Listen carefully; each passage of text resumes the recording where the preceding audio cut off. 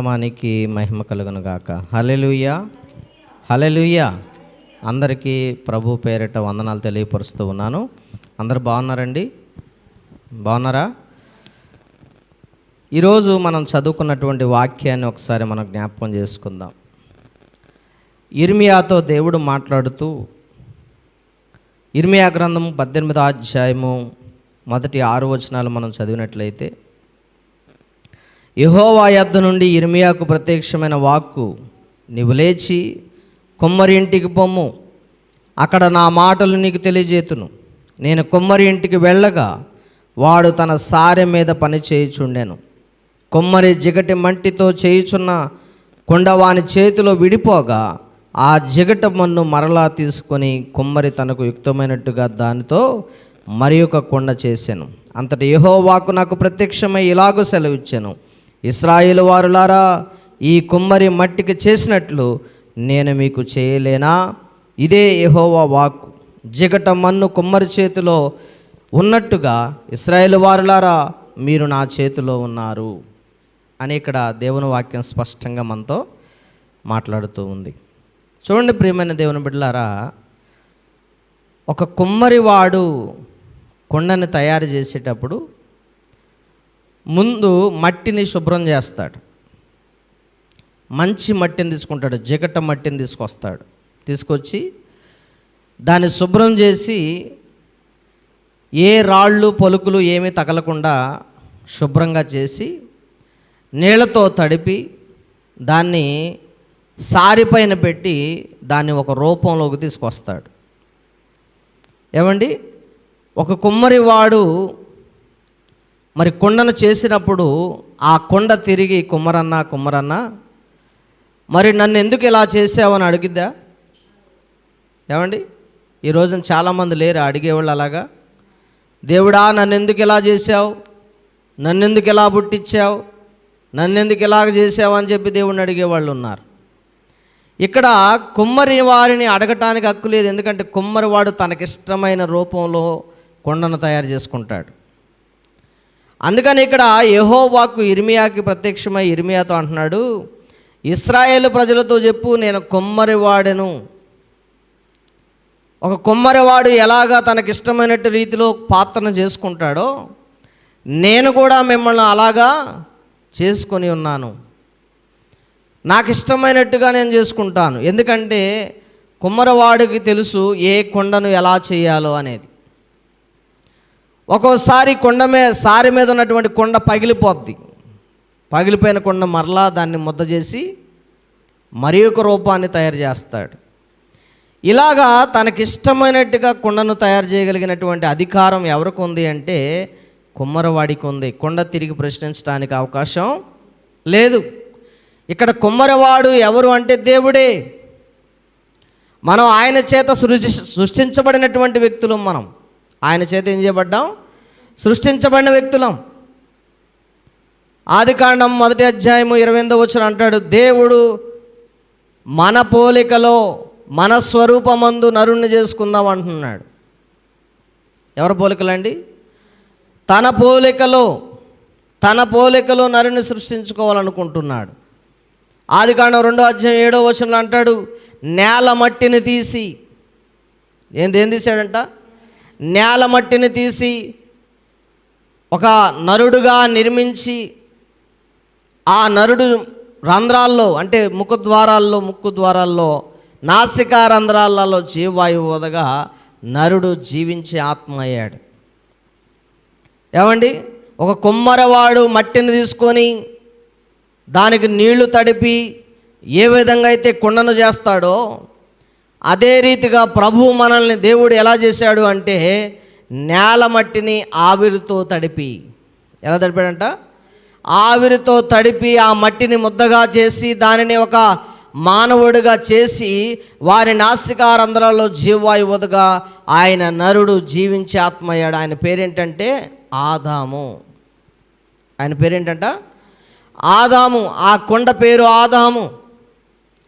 ఇప్పుడు ఈ కొండలో ఏముంది అంటే దేవుని మహిమ ఉన్నది.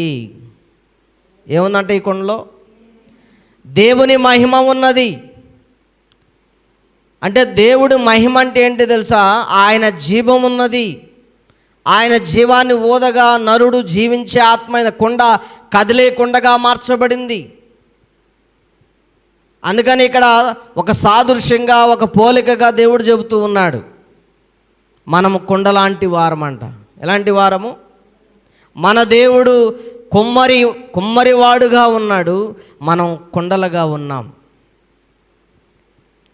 ఒకవేళ మనం పగిలిపోయిన జీవితాలు కలిగి ఉంటే, ఒకవేళ బాధలు కలిగిన జీవితాలు కలిగి ఉంటే, ఒకవేళ అసూయతో నిండి ఉంటే, ఒకవేళ క్రోధంతో నిండి ఉంటే, ఈ అన్నిటిని కూడా సరిచేయగలిగినటువంటి వ్యక్తి ఎవరు అంటే దేవుడే.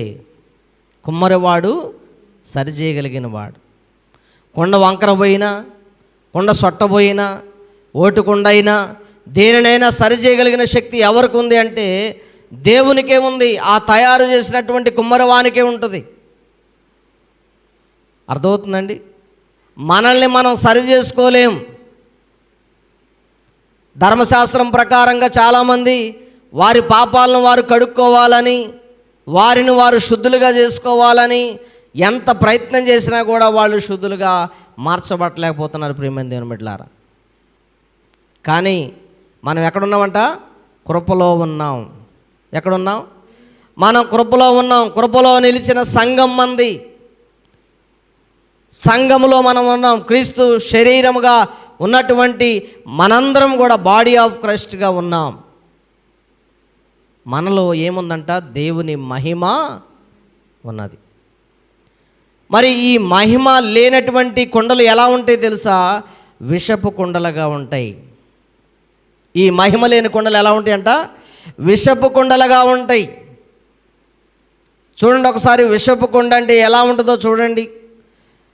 మనం అక్కడ ఒకసారి మనం చూసినట్లయితే చూడండి, మార్క్స్ వార్త 7వ అధ్యాయం 21వ వచనంలో దేవుడు చెబుతున్నాడు, లోపల నుండి అనగా మనుషుల హృదయములో నుండి, ఈ కొండలో నుండి ఏమొస్తున్నాయి అంట? చెప్పండి, ఈ కొండలో నుండి ఏమొస్తున్నాయి?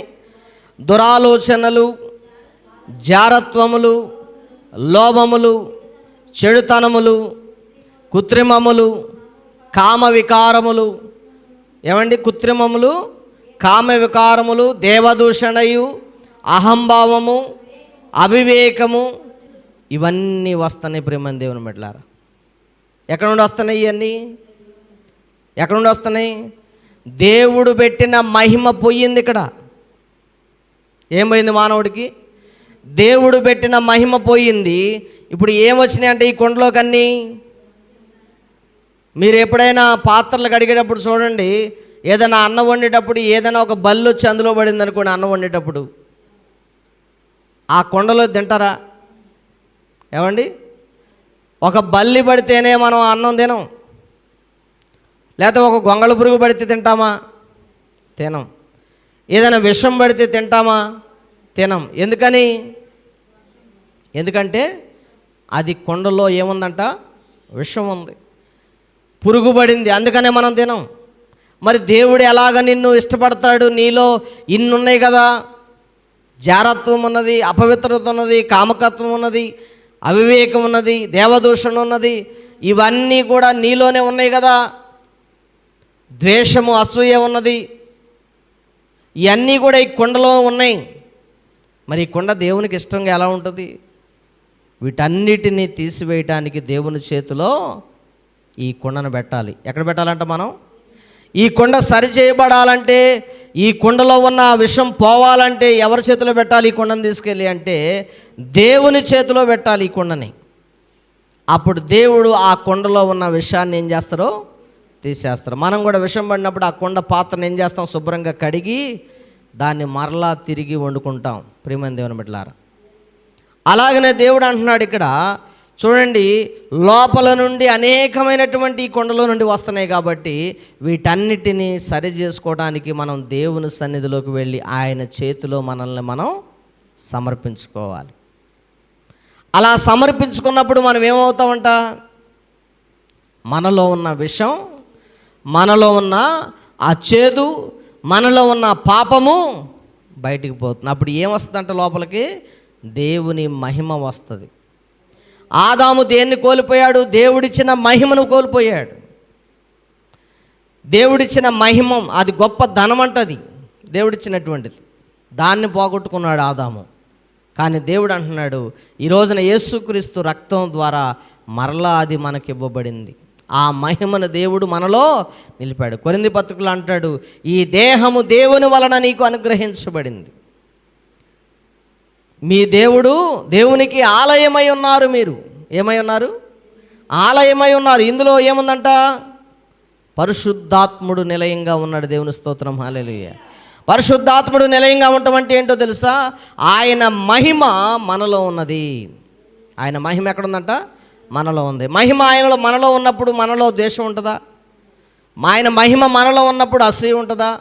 ఆయన మహిమ మనలో ఉన్నప్పుడు క్రోధం ఉంటుందా? ఆయన మహిమ మనలో ఉన్నప్పుడు దురాలోచనలు వస్తాయా?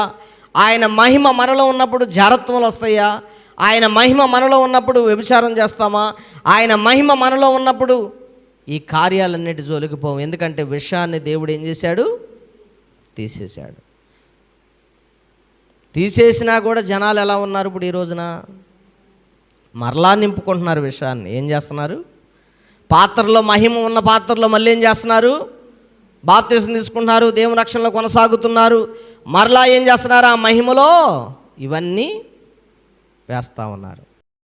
చూడండి ప్రియమైన దేవుని బిడ్డలారా, ప్రతి పాత్ర కూడా దేవునికి ఉపయోగమే. అది చిన్నదైనా పెద్దదైనా ఏదైనా కూడా దేవునికి ఉపయోగకరంగా దేవుడు వాడుకోవడానికే మనల్ని తయారు చేశాడు. నేను చిన్న పాత్రను కదా, నేను దేనికి ఉపయోగపడతాను అనుకోకూడదు మనం.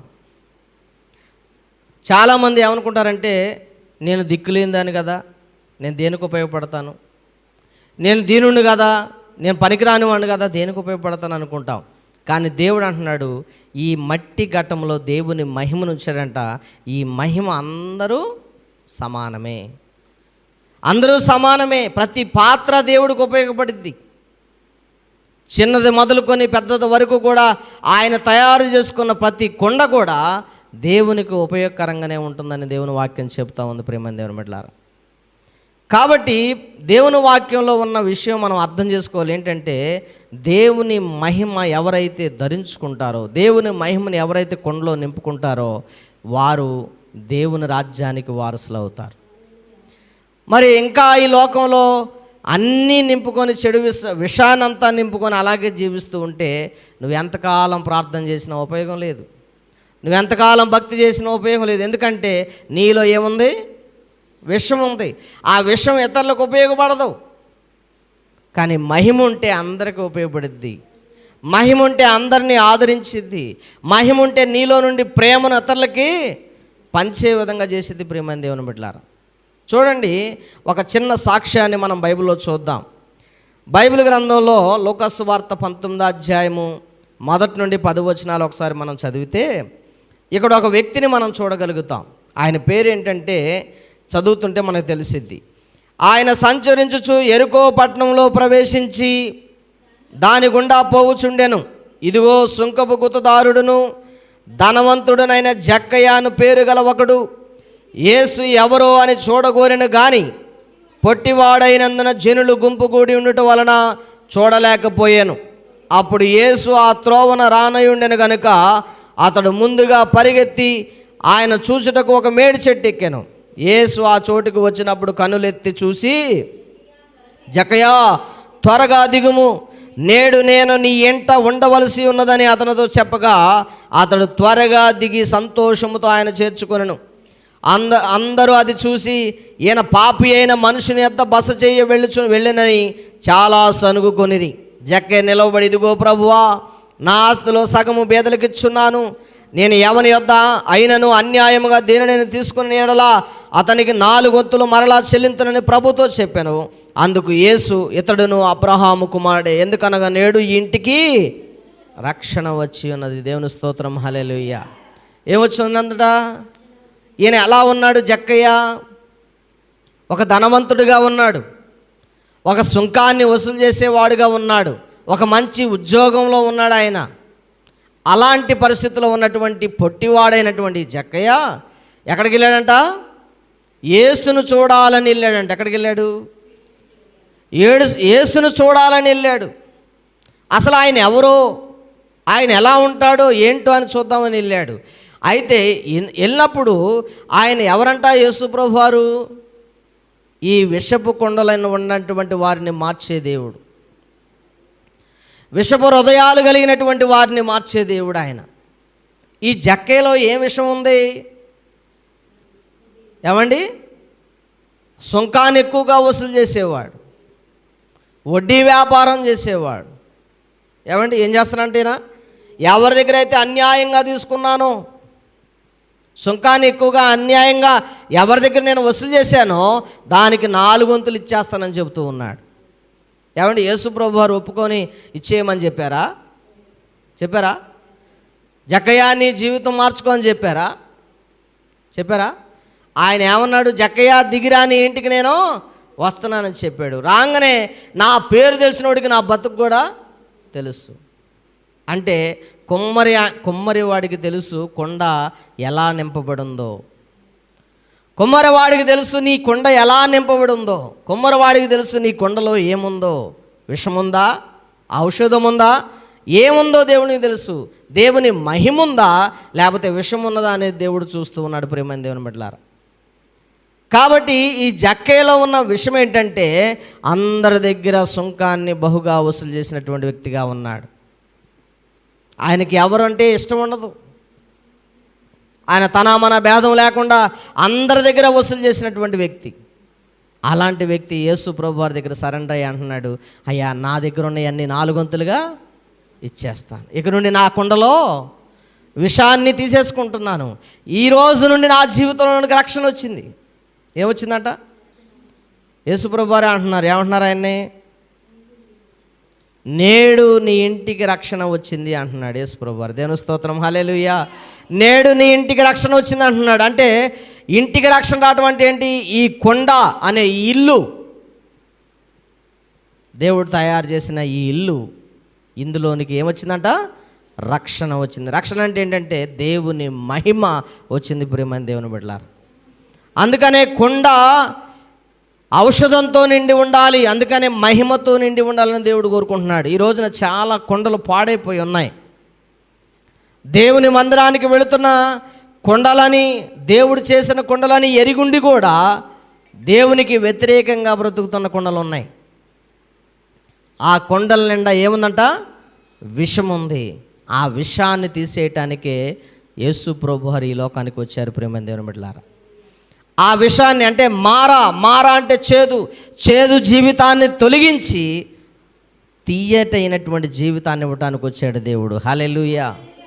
ఏమండి, పాపపు జీవితాన్ని తొలగించి ఆయన పవిత్రమైన జీవితాన్ని ఇవ్వటానికి వచ్చారు యేసు ప్రభు వారు. అందుకనే మన కుండ ఏ మహిమతో నింపబడిందో చూడాలి. విషపు మహిమతో నింపబడిందా లేకపోతే దేవుని మహిమతో నింపబడిందా? ఒకసారి మనం ఆలోచన చేయాలి ప్రియమైన దేవుని బిడ్డలారా. అందుకని జక్కయ్యని దేవుడు అంటున్నాడు, త్వరగా దిగిరా, నీ ఇంటికి రక్షణ వచ్చింది. అంటే ఎవరైతే ఆశ కలిగి ఉంటారో ఆ విషయాన్ని తీసేసుకోవటానికి, ఎవరైతే ఆతృతగా ఉంటారో ప్రభువా నాలో ఉన్న విషయం తీసేయటానికి, ఎవరైతే ప్రభువుని చూడటానికి వెళ్తారో, ఎవరైతే ప్రభు సన్నిధిని దర్శించడానికి వెళ్తారో, ఎవరైతే ప్రభు సన్నిధిలో గడపటానికి వెళ్తారో వాళ్ళ విషాన్ని ఏం చేస్తాడు? దేవుడు తీసివేస్తాడు. ఆ విషాన్ని తీసివేసి వారిని మాధుర్యంగా మారుస్తాడు. ఒక పాట ఉంది చూసారా? వెర్రి ద్రాక్షలు లోనికి చేరగా అంతరంగం ఏమైపోయింది? చేదుగా మారిపోయింది. వెర్రి ద్రాక్షలు లోనికి చేరటం వల్ల ఏమైనాయి అంట? అంతరంగం చేదుగా మారిపోయింది. ఇప్పుడు మాధుర్యముతో నింపి మంచి పాత్రగా నన్ను వాడుకో, శుభ్రం చేయని స్టీవెన్సన్ గారు ఒక పాట రాశారు. అదే, రాతి కుండను నేను ఖాళీ అయి ఉన్నాను, రాతి కుండను నేను ఖాళీ అయి ఉన్నాను, నింపుమా అంచుల వరకు, నింపుమా